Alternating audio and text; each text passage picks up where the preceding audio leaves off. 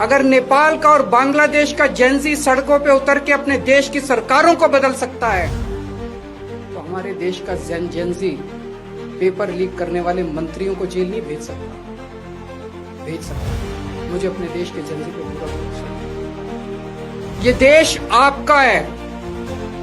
इस देश के नेताओं को इस देश में कोई इंटरेस्ट नहीं है। इस देश के नेताओं के बच्चे विदेशों में पढ़ते हैं।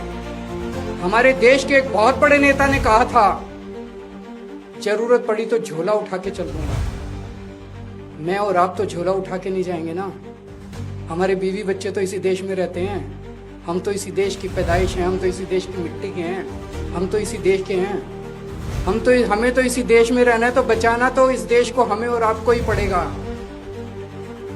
और अंत में एक बात मैं उन लोगों को कहना चाहता हूं जो लोग कहते हैं कि सिस्टम फेल हो गया, सिस्टम फेल हो गया, सिस्टम फेल हो गया। मैं आपकी भावना को समझता हूं, लेकिन जब आप सिस्टम की बातें करते हैं तो अनजाने में आप उन नेताओं को बचा रहे हैं जो नेता इस पूरे खिलौने खेल में शामिल हैं।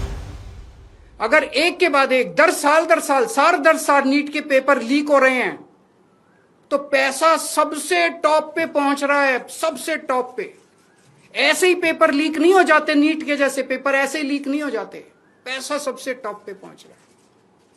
तो जब आप सिस्टम की बात करते हैं तो आप उस टॉप को बचा रहे हैं, अनजाने में बचा रहे हैं। मैं जानता हूं आपकी मंशा नहीं है, लेकिन अनजाने में उस टॉप, ये सिस्टम कोई इमेजिनरी नहीं होता, फिक्शन नहीं होता, सिस्टम हवा में नहीं होता। सिस्टम के पीछे लोग हैं।